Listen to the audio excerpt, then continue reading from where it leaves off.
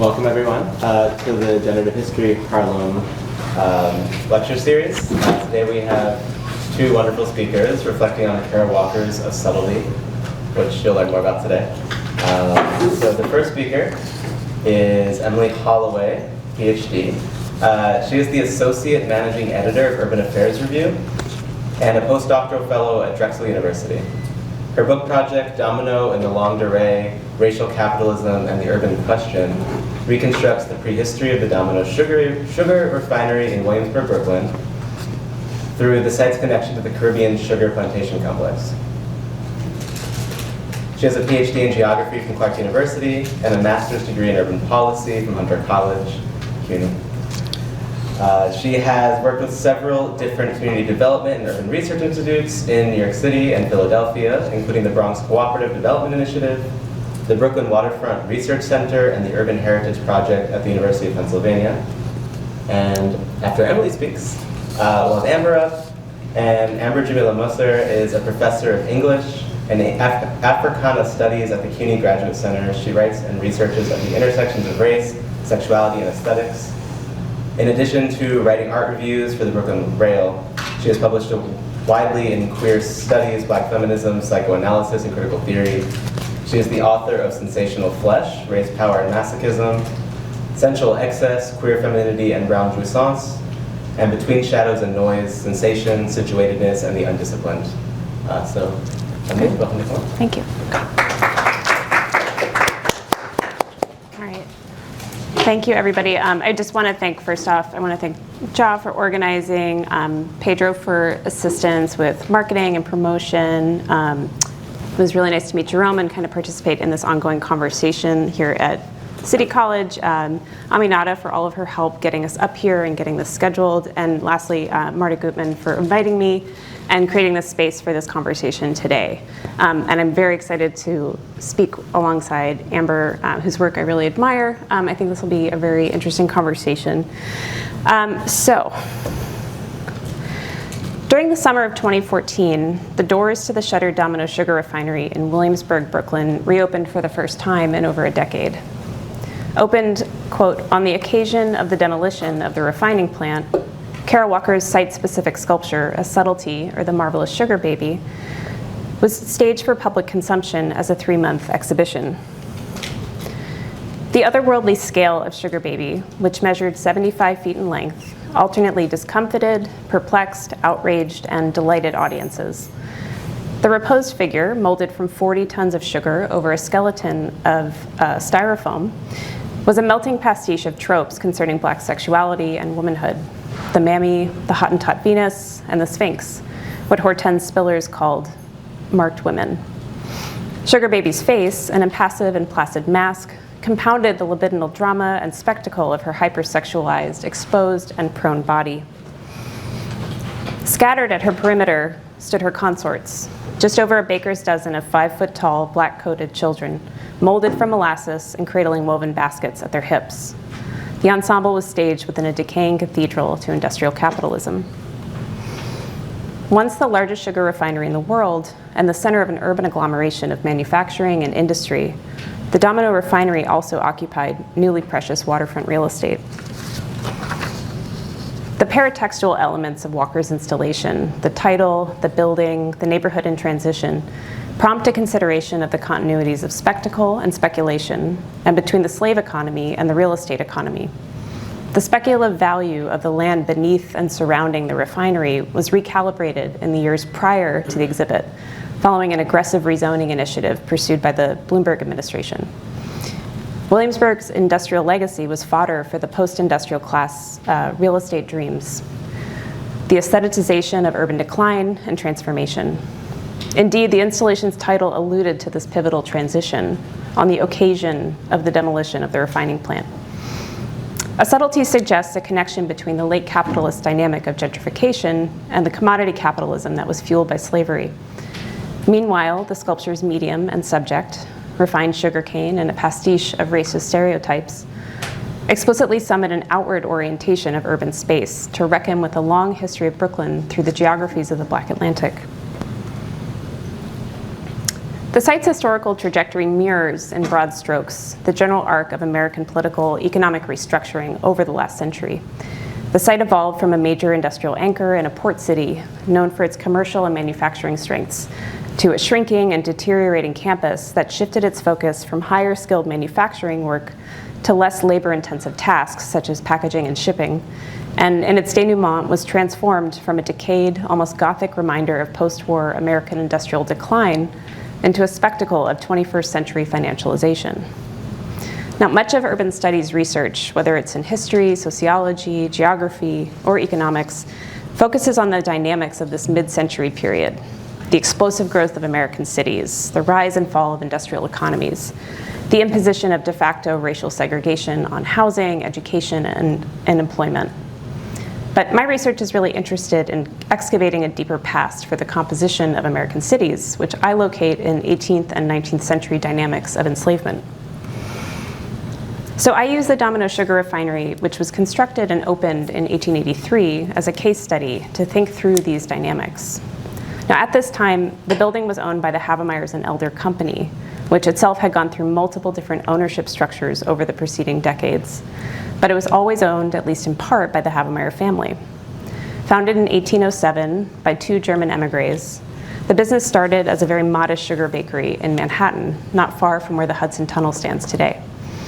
And as their enterprise grew, their footprint expanded, first into a larger building in the same neighborhood, and then in 1856, it relocated to a large waterfront warehouse in Williamsburg.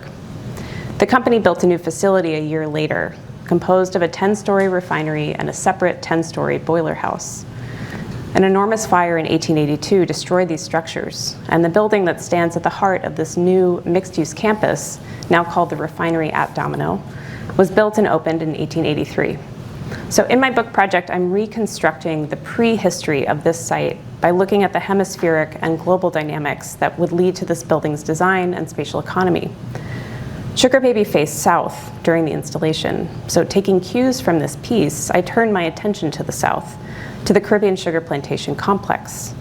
How did this building emerge in dialogue with spatial practices of plantation production and Black placemaking practices under conditions of enslavement? So my research explores these questions through the lens of Black geographies, a perspective that is rooted in the centrality of Black life and Black spatial agency. A major challenge for me is the paucity of the archive. This is another issue that is so central to Black studies, what Saidiya Hartman frames as the what could have been. So in many ways, this is a speculative project, trying to piece together a relationship premised on racial capitalism through these archival fragments. The link between these sites, the plantation and the factory, is sugar, a commodity that is central to the history of America under settler colonialism, slavery, and capitalism. But the records documenting these linkages are deeply abstracted, reducing the violence of sugar production to line items in a balance sheet, or customs house exchanges, price currents, or the logs for ships ferrying human cargo across the Atlantic Ocean. These are what the critical geographer Catherine McKittrick calls the mathematics of Black life, the murderous inventories that simultaneously erase Black life and produce Black death. This is the paradox of historical research from below. How can we find the trace of Black life, spatial agency, and politics in a framework that is designed to obfuscate and erase this evidence? That in fact, maybe we cannot see it with the tools that we have. So even without these constraints, the archives on the refinery's early history are deeply limited.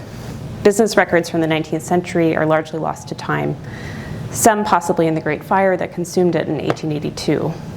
But one link I have found is strong, but indirect. So while prospecting in the archives of the New York Public Library, I dug through the collection of Moses Taylor, a prominent sugar merchant and later railroad baron and Citibank president, who was central to Cuba's sugar revolution in the 19th century. But his correspondence and bookkeeping, which document a significant commercial relationship with the Havemeyers, remember the family that owned and designed this refinery, also documented links to multiple sugar plantations in Cuba, including this one, Florida, Cuba. So this is one of my entry points into the case study. Florida, Cuba was among the largest and most representative semi-industrial sugar plantations in Cuba by the 1850s, when this lithograph was made. Over 400 enslaved African and African-descended workers toiled in this facility, harvesting and processing raw sugarcane for American and European industrial markets. Still, the archives are quite limited. I have these images, which were drawn by Eduardo Laplante, and this spatial diagram, which is from a compendium of Cuban plantations at mid-century. So in my book, I place this diagram in dialogue with this diagram of the Havemeyer facility. I retrace the steps of production, which start not with the harvest of sugarcane, but in the barracoon, the living quarters that sequestered enslaved workers for the few hours each day they weren't in the fields or processing, or in the processing and boiling rooms. So this is the space where labor itself was produced, where the workers rested, gathered, ate, plotted, gossiped, mourned, and planned. They stashed provisions and money, swapped stories and strategies, planted seeds, and nurtured the sick. So these practices and tactics are not visible in this map. I've placed this speculative history together through different archives, novels, visual art, slave narratives, songs, and other archival pieces. But interstitial spaces like the barracoon, or even the vast, tall hedgerows of sugarcane, were produced not only through the domination of slaveholders and planters who sought to control and account for every minute and every footstep of enslaved people, but these spaces could also be transformed through practices, from the micro level of pacing or slowing their work, to intentional sickness, to the macro level of marronage, or the creation of autonomous, alternative spatial communities that were outside the boundaries of slaveholding societies. And so what my project endeavors to show is that these practices, on balance, can be read in the text of the refinery's design itself, that these narratives are part of that urban historical narrative too, despite their geographic distance. Black geographies are paradoxical spaces. The conditions of domination, oppression, and racism constrain and mediate Black life. We can return, for example, to the barracoon on the Florida Cuba plantation, or we can even draw on other geographic paradigms, such as redlining, mass incarceration, stop and frisk policing, and more. But these conditions do not determine Black subjectivity or geographies. Although Black geographies is concerned with the spatial dimensions of racism, it does so with a very particular conceptualization of race itself, one that is oriented towards the conservation of Black resistance rather than the mere description of anti-Black violence. So rather than simply cataloging a straightforward binary of oppression and resistance, Black geographies foregrounds these margins, these interstitial spaces, as sites from which structures of power can be analyzed and denaturalized. It is a practice and a perspective. It is a paradoxical space. A subtlety was also a paradox. The Sphinx, as Amber has pointed out, is a riddler, a trickster. Kara Walker called this figure a devourer of heroes in a 2014 interview. Simultaneously commemorating the unpaid and overworked artisans whose labors created the wealth required to build this massive enterprise, a subtlety was inherently temporary. It was constructed from a medium that melts in the heat in the middle of the summer, so it lasted for only 3 months. Some critics observed that this piece, which was commissioned by the nonprofit Creative Time, whose board chairman, Jed Walentis, is also the principal for Two Trees Management, the firm that redeveloped the Domino complex, could also be read as a blessing for the community's transformation, a kind of token gesture to whitewash or artwash the imminent and ongoing displacement of working class residents and workers. But that's just one reason, among the many that I've already outlined for you today, that this is such a rich and generative piece. So for me, at least, it's prompted a total re-examination of what urban space is or can be, how it comes to be, how densely it's connected to invisible or hidden sites and practices of struggle. More than anything, a subtlety evokes an alternative historical framework for the urban built environment, and a reminder that narratives of the urban past have designs on urban futures.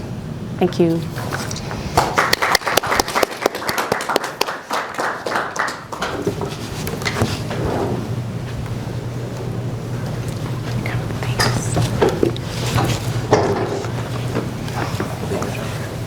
Well, yeah, actually, sorry, yeah, that would, thank you. Sorry, I'm just not as adept as I should.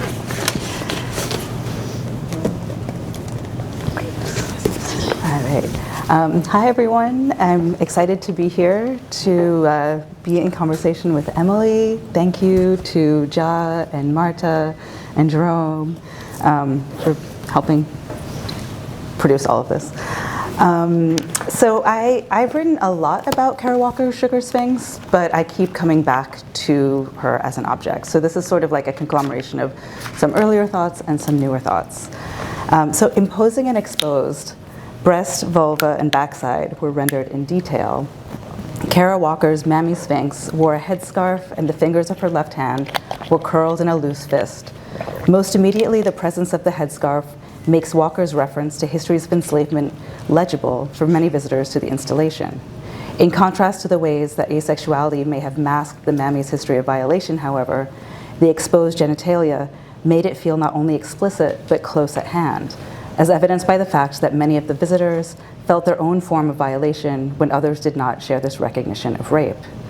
What many of these responses share is a desire to collapse the sugar baby with the historical situation of enslaved women, a reading enabled by her relation to the Mammy, but complicated by her sphinxness.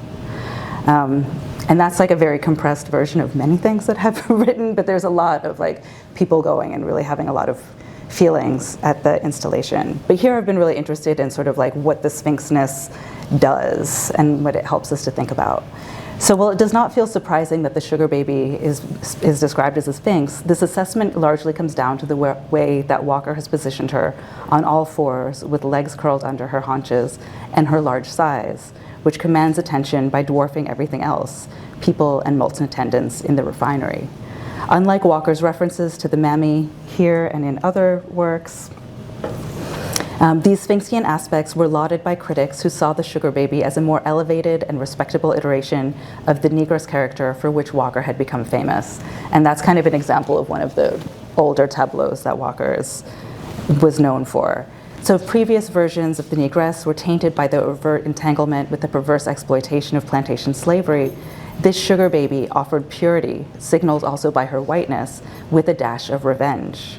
More specifically, the Mammy Sphinx that Walker produces combats racist imageries not by invoking the threat of violence, but by exploring the Mammy's appetite. So here it's important, I think, to remember that the mythic Sphinx was said to eat those who could not solve her riddle. In the context of Walker's installation, however, appetite operates as more than a synonym for desire. It foregrounds a drive that exists in excess of need. This is to say that appetite operates untethered from reason and on the fringes of respectability, which is related also to sort of fat phobia if we're thinking about the Mammy. But by bringing the Mammy and the Sphinx together, Walker foregrounds the pleasures made possible by appetite. By reading into her self-satisfied smile, a signal of pleasures that we don't really understand, we can see how Walker's Mammy Sphinx has inverted our usual way of reading the Mammy. Instead of coziness, Walker uses the Sphinx to disrupt and produce riddles. And so here it is, after all, the Sphinx's role as a threatening riddler, which leads to her immortalization in Oedipus Rex. She stands at the border of Thebes, asking a riddle of all who want to enter or exit, killing those who fail to answer. In his subtlety, Walker also offers a riddle, asking us to see how sugar, capitalism, and Black women have been entangled. Confronting the history of sugar's relationship to capitalism is unavoidable within the installation. Walker is explicit about wanting the installation to attend to the Domino Sugar Refinery's fraught history, which we just heard a lot about. It was built in 1882, refined 50% of the sugar in the United States in the 1890s, and was the site of one of the longest labor disputes in New York City in the 2000s, as well as wanting to explore sugar's relationship to capitalism, colonialism, and enslavement. The fact that the refinery was located in the rapidly gentrifying neighborhood of Williamsburg, Brooklyn, and was being cleared in order to make way for luxury condominiums adds another layer to the story about capitalism, with some accusing Walker of art washing, the practice of using cosmopolitan art to distract from the displacement of people from an area, and others are arguing that Walker was engaged in revealing the cruelty of neoliberalism. And there I think we have sort of like a riddle. It's very hard to pin down what Walker is like really wanting to do. But in addition to sight, we also have the sugar baby herself, made from styrofoam and coated in refined sugar. Glenda Carpio finds a racial metaphor in Walker's employment of white sugar, arguing that, quote, Walker's giant black sculpture in whiteface exposed the impurities constructing whiteness, making explicit the forms of desire propelling its claim to power, end quote. And we see this emphasis on desire directly in the ways that the sugar baby asks us to think about the circuits of eroticism that underlie the consumption of sugar. In an interview with Cara Rooney before the installation's unveiling, Walker describes the marvelous sugar baby as basically a New World sphinx, a New World way of thinking of sugar plantations, the Americas, the transatlantic slave trade, the sort of Rolling Stones' brown sugar dovetailing of sex and slavery as it reaches the American imagination, end quote. Alongside Walker's invocation of the fabled allure of black women, brown sugar, we can position subtleties, the decorative sugar sculptures on the tables of aristocrats in the Middle Ages, which Walker references in the title of the installation itself. Reading across these references, we can see the ways that Walker uses sugar to highlight the racialized dimensions of exoticism and eroticism are part of colonialism, enslavement, and extractive labor practices. The public sexualization of the sculpture speaks directly to these dynamics, inviting us to specifically consider how desire for sugar is inextricable with the violation of enslaved women. Certainly, the sugar industry has shaped the contours of Black life in many ways. In his analysis of sugar plantations in Barbados in the 17th century, Justin Roberts emphasizes the many different types of labor that were part of its cultivation. He describes several teams of workers, those who tended to and cut the cane, those who ran the house, cared for children and the infirm, in addition to cultivating other crops to feed the plantation, and those who made sure the cane was not stolen, that its waste was disposed of properly. In these diverse forms of labor, we see the expansive imprint on the sugar industry on Black life, not only with regard to its cultivation, but as an invasive and extractive form of time and energy management. In this context, we can see why sugar was initially something that only aristocrats had access to. With industrialization, the use of steam engines to power the mills to extract juice more efficiently from the cane, sugar became more accessible to the masses, and as Sidney Mintz argues, dramatically altered life and labor for many in Europe and North America. In Sweetness and Power, Mintz famously links the increased use of sugar and rum, among other things, to the ramp-up of refinery productivity following industrialization. Sugar helped to camouflage the bitterness of caffeinated beverages and was seen as a way to increase speed, underscoring the deep implication of capitalism, slavery, and empire. There are several things to note about Mintz's analysis. One is how capitalism's insatiable appetite for more increases the demand for sugar itself, cleaving sugar to capitalism in profound ways. The other, as Kealuazana Tompkins points out, is the way that this desire for consumption is linked to the cultivation of a taste, sweetness, which he argues is an important part of the linkage between sugar, capitalism, and extraction. And so, let me sort of skip a little bit. The decline of the sugar refining industry in the US, so we sort of like see that echoed in what Emily was saying, but sort of like in the idea of the Domino Sugar plant. But as the sugar refining in the US declined, which is part of the larger story behind a subtlety, we also want to think about how the desire for sugar also creates waste.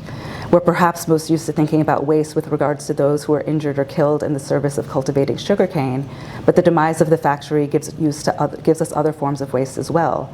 And I'm thinking about the former factory workers who served as docents during the 2 months of the installation, eager for reasons to visit their former job sites, which one of them said he loved because it was a well-paying job with benefits, but he didn't want to transfer for a different Domino plant after the Williamsburg one closed. I also think about how sugar cultivation and refining has shifted to India, where workers can be paid less and there's less regulatory oversight.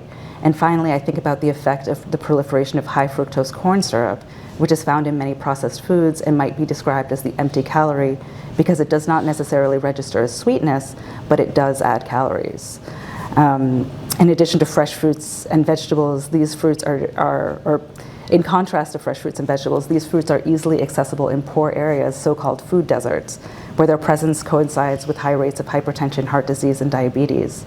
As Carpio notes, Walker gave us a giant white monster that was also alluringly beautiful, shitting and birthing at the same time, birthing capitalism and shitting out Black bodies as waste.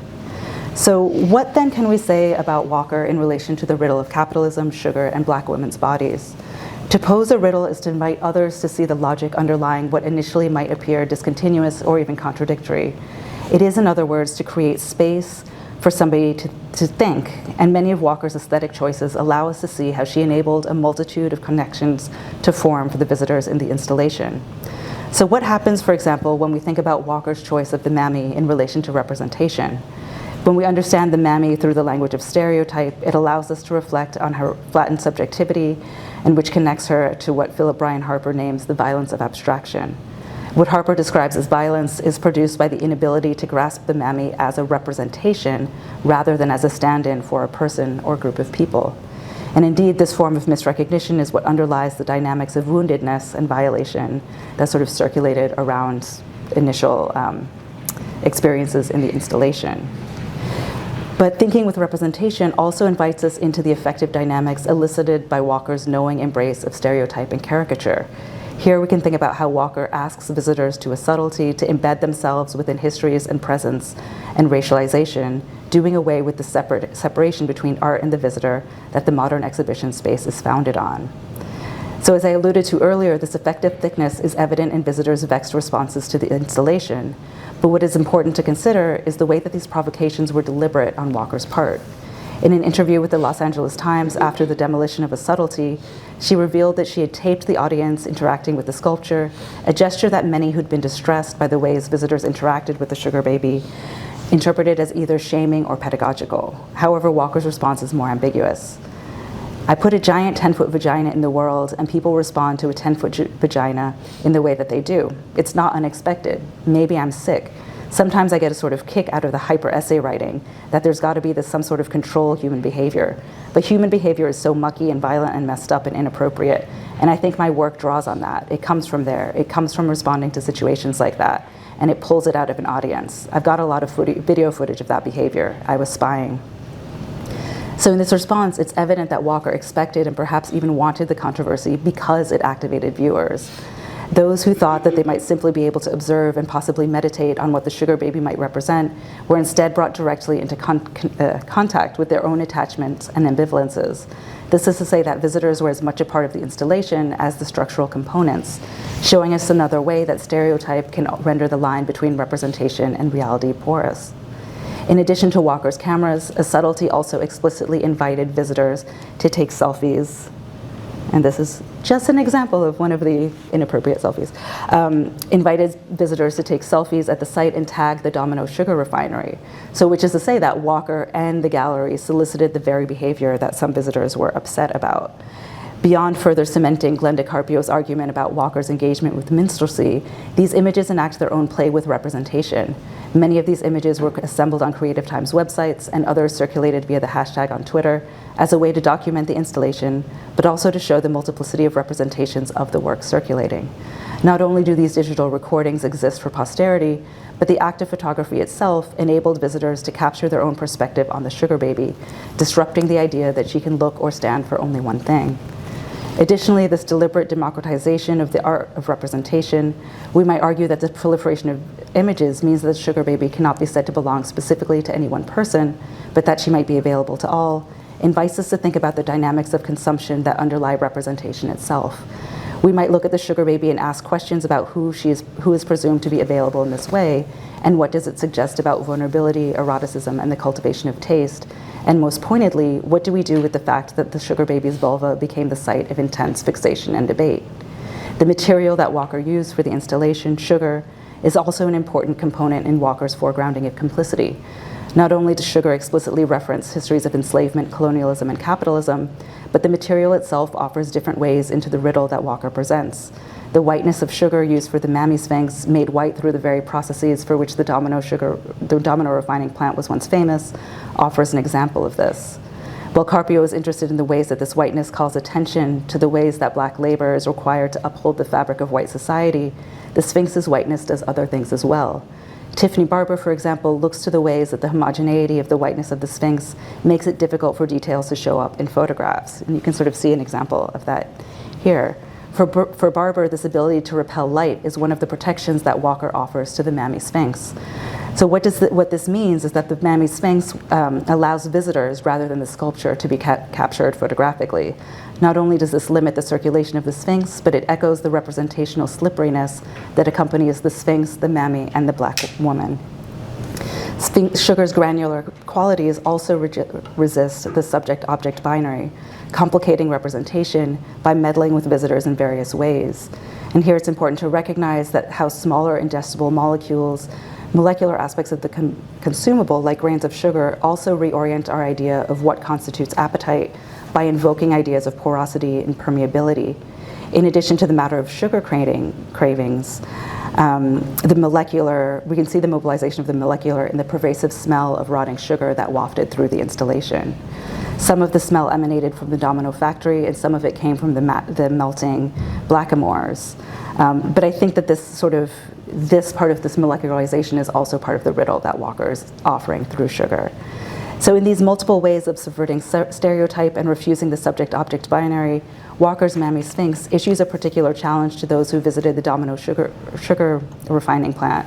She asks people to confront racial capitalism and to see how their own lives are implicated in its manipulation of desire and production of pleasure and violence.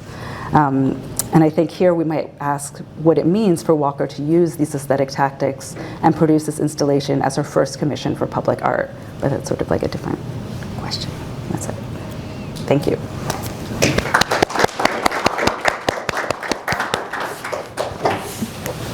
I'll come up here and start the Q&A.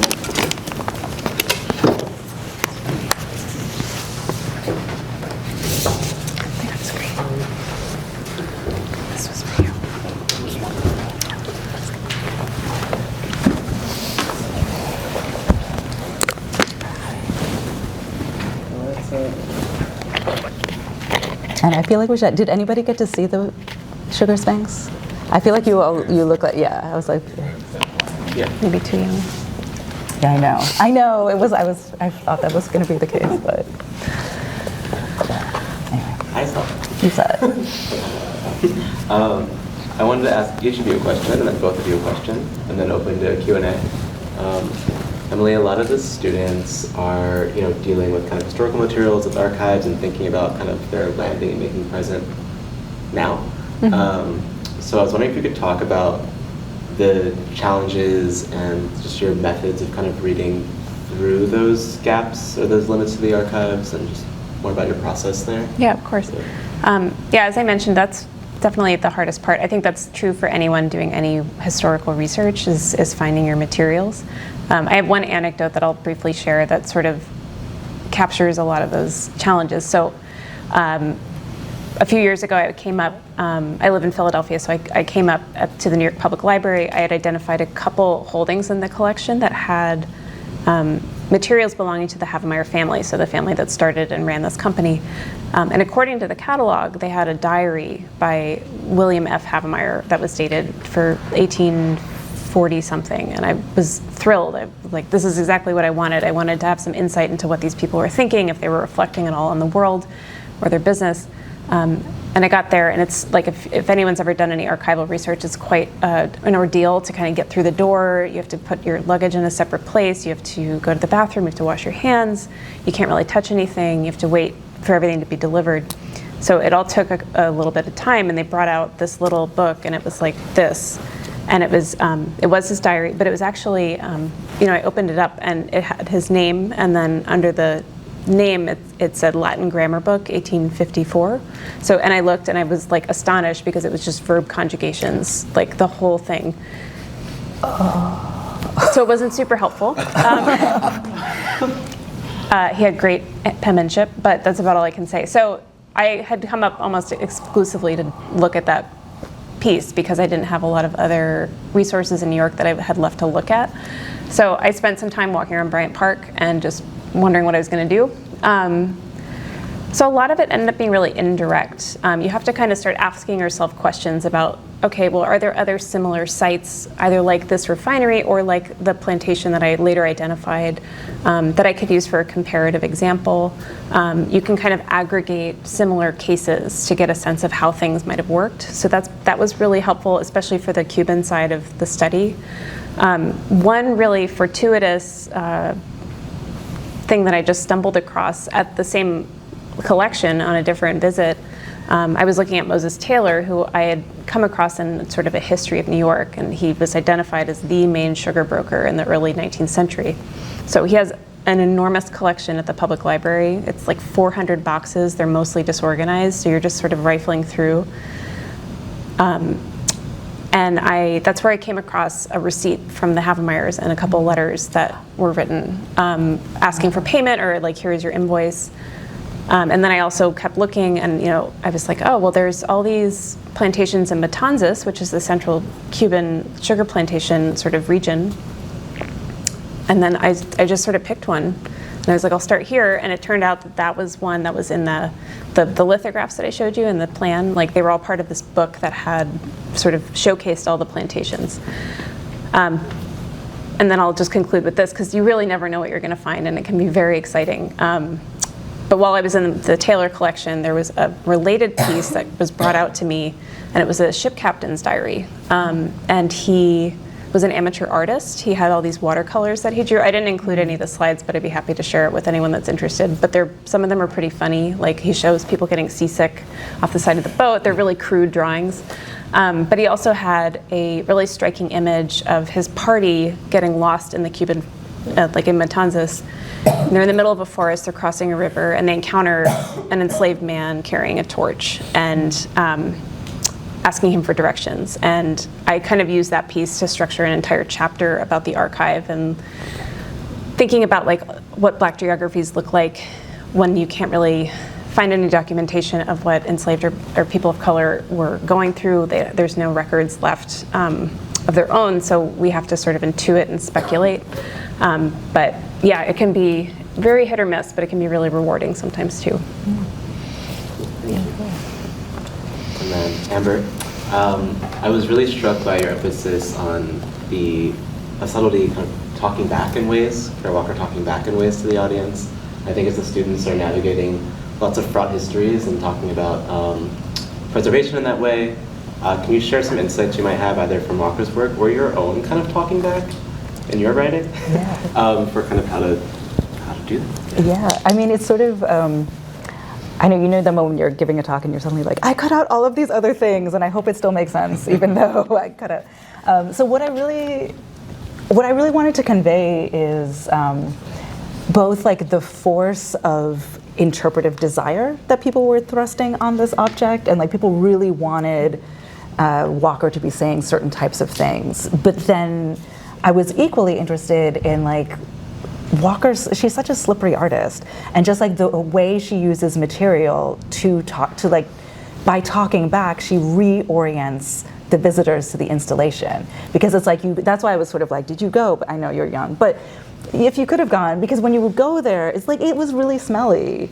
and it really like it made you think about these things where you're like, I am thinking about capitalism, but I'm also like, this is really hot and gross, and like you have these different things. So there are a few artists that I think are like really good about just sort of like replacing. They're not telling you something, but they're putting your body in situations such that it responds in a way that suddenly opens up different possibilities for thought. And so I was really interested in trying to sort of tease out the way I think that Walker is doing that. So like the sugar, I think, is like really key, both because of its smelliness and then also just thinking about what kind of, sort of like both what it means and how it circulates even within you, right? That's why this question of appetite and ingestion, and again, the smell, which I guess I'm not over, but all of these things feel important, like the tactile qualities, like its granularity. So I was really like, those things are doing something and they're embedded in the object itself without Walker having to really like issue a statement. But it does mean sort of being patient to sort of like see how the artwork can open up in these different ways, I think, because it's one of those, it's like not overtly, it's not an argument on its face, but it's like, it's there, it's just, I don't even want to say hidden, but it just requires, it's a different type of an argument, I think, with that, yeah. You want to open up for broader questions? Sure. Yeah. Any questions, comments? I mean, I have a question for Emily. Yeah. Well, one thing that I think is a thing that we can both sort of talk about is like, I think we both have very interdisciplinary approaches to this, and I was I would love to hear you talk. I mean, you talked about the watercolors, but I was curious when you were talking about the novels, and I was like, how did that happen? What did you do? How did you find them? Mostly through a lot of, starting with a lot of secondary research. So you read a lot of, I'm trained in urban planning, so kind of coming into histories of enslavement in the Americas is a totally different field. It's a totally different set of books and literatures to kind of get into. And so I embedded myself really deeply in that and read across a lot of different historical perspectives. And over time, you see those arguments changing, and that's a whole very interesting story in itself. But there was one really important book in the field of the Cuban sugar history that I read that referenced a novel called Cecilia Valdez, which was I think, I read a translation of it. I don't know what the quality of the translation is. I don't speak Spanish, so it was not up to me to decide, but I was sort of just kind of trying to get a sense of the time. It was written in the 1850s.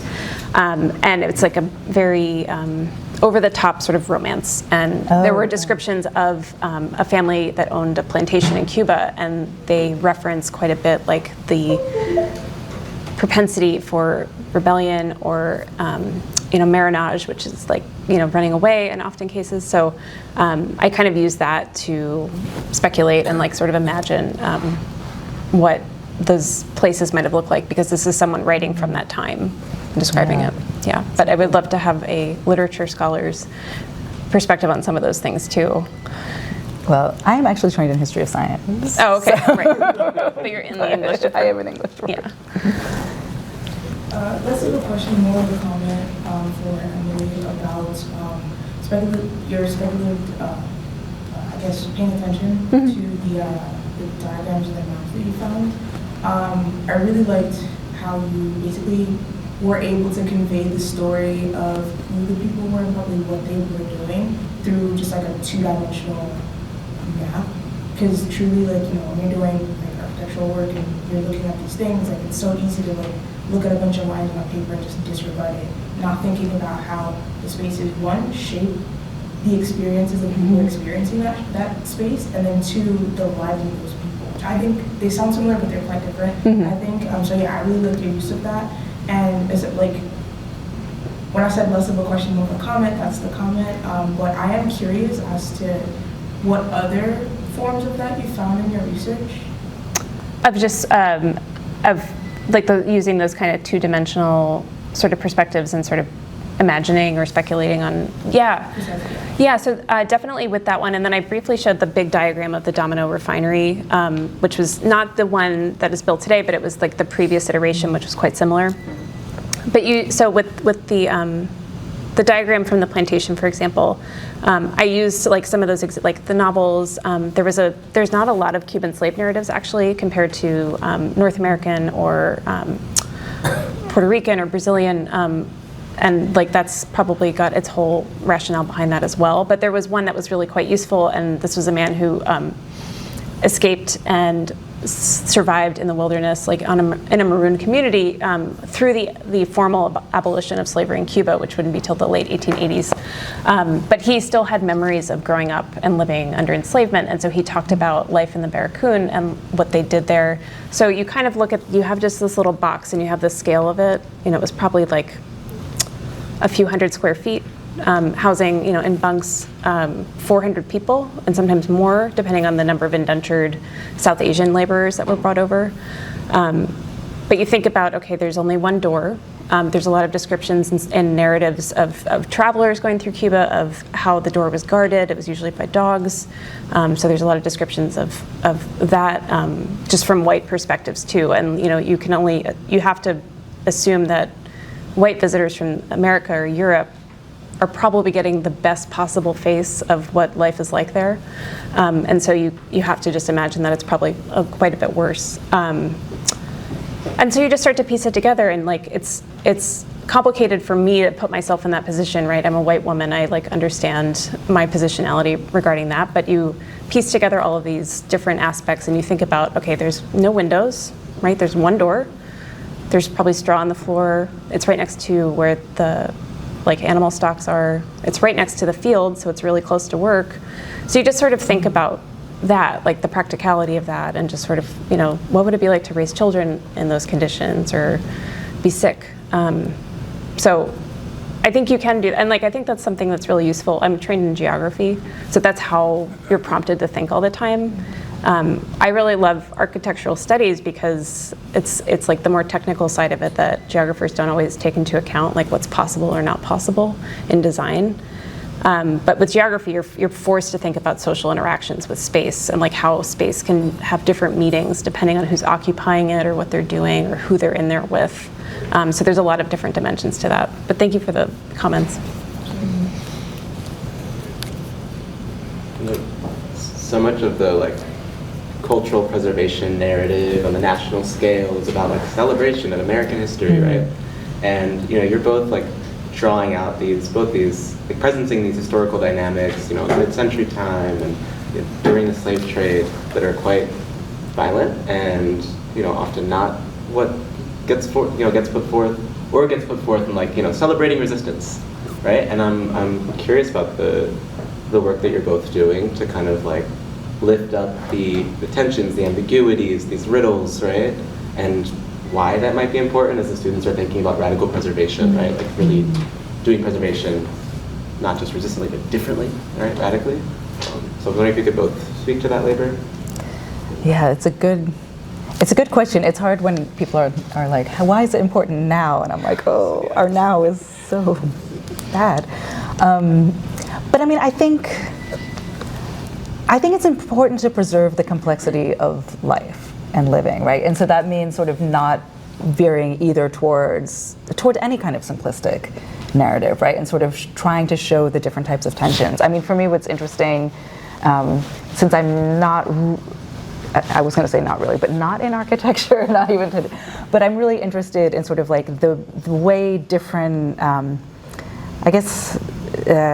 we can find different facets of things in less expected places, right? So for me, what's really fascinating about Walker's sculpture is it's sort of it really is about capitalism and all of these giant global, both the previous histories and then the current presents, right? It's sort of now that there have been more exposés about what's happening in India, it's hard to look at that sculpture and not bring that into it. And sort of thinking, I think, a lot about, what kinds of forms can enable both these sort of past and future types of not exactly projection, but it's sort of there's something about the specificity of the material that Walker is working with that allows it to both travel toward the past and sort of the present and onward.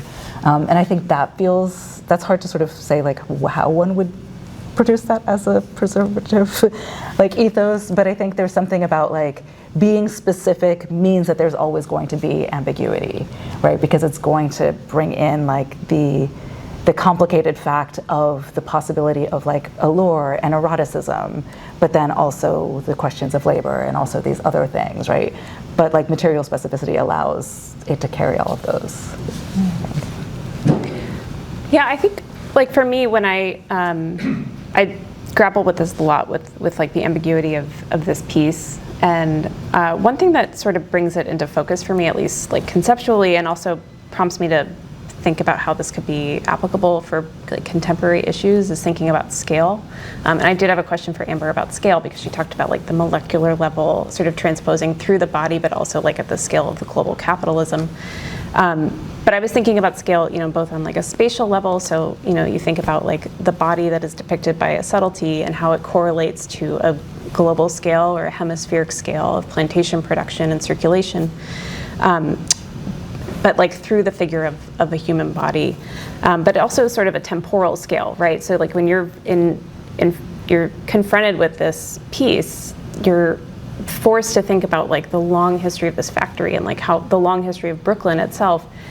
And is there a relationship between that long history that's being summoned and then what's currently underway there? And I think that there's a lot of creative ways to think about scale, in your own work, even if you're not necessarily designing a building or something like that, or a space. But one example that I used in my teaching this year to think about scale was with the wildfires in California.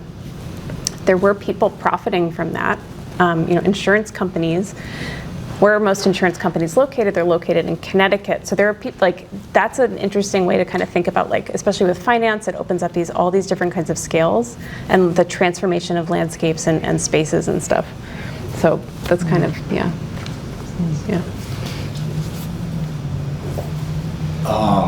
So thank you both. I really felt like this was an incredible duo conversation, and to just give some comment and reflection on the two talks. What I thought came through in Emily, your presentation, was this reflection on the built environment and the kind of relationship to transatlantic slave trade, and the meditation on the Domino Factory as this scale or typology of really the full built environment that is then forever set or changed after that kind of invention or phenomena that we're still living in.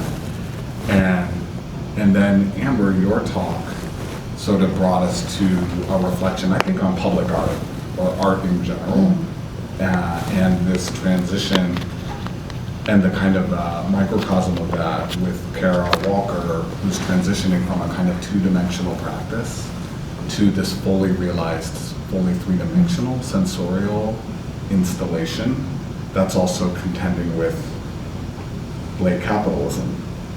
So that duo, you're really looking at the kind of advent of this, or an earlier form of this, and now we're bringing it full circle and thinking about how we can't conceive of art without conceiving of this sort of late capitalist built environment, and how artists or creators or really any discipline is now having to have this syncretic relationship with this phenomena. And so I really love how the two, your two reflections really kind of insist that, capitalism is this system that is predicated and needs servitude and sort of mass servitude to sustain it. And we can't even imagine the built environment without that servitude. Right. And that's really, I think that piecing those things together and we can't imagine an art practice without, frankly, that sort of servitude either.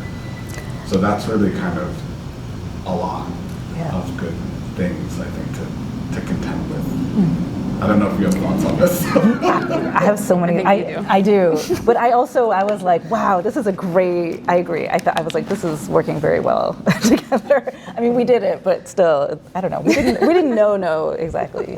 But I will say that the framing, again, I keep writing about Walker. This particular framing is from a project that I'm working on about Black female sculptors who are working with the figures of the Sphinx, and how they're using this figure as a way to show different formations of racial capitalism, and specifically through their use of, I guess, idiosyncratic material. And the way that then, they're both like in the so they're all big artists, but they're all like in the art world, but also sort of subverting some of its expectations. That was why I was interested in the subject-object binary. But I think the Walker case is specifically important because, I mean, she was famous before, but then this really, really made her famous. Yeah. And then after that, she produced all these shows that were like, the world wants Kara Walker to be here, and so here I am, your famous negress. And so it's really, so it's like with that, you get this other, like, she has really fully collapsed. She's like the new version of the Sugar Sphinx, like she's really embodied it in this way.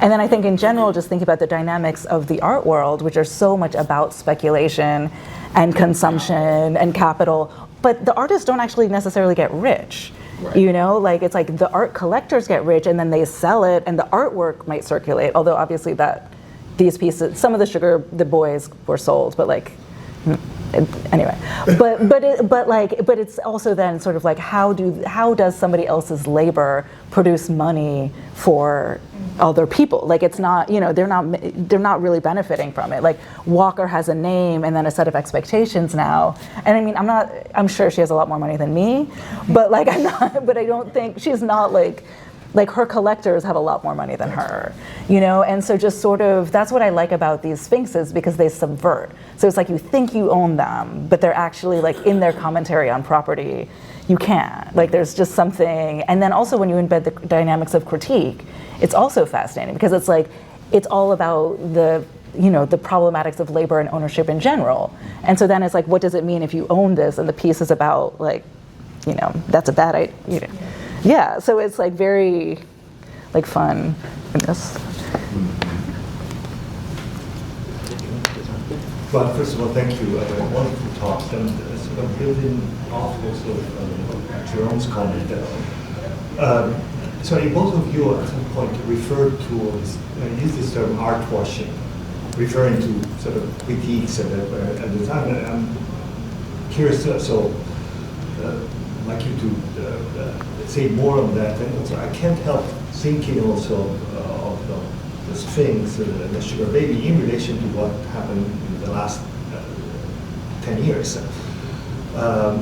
Also thinking about question of preservation is so I'm talking of the new building that actually recently even won architectural prizes, where they have in fact a very particular idea of preservation, so they've maintained some vestiges of some kind of aestheticized ruin.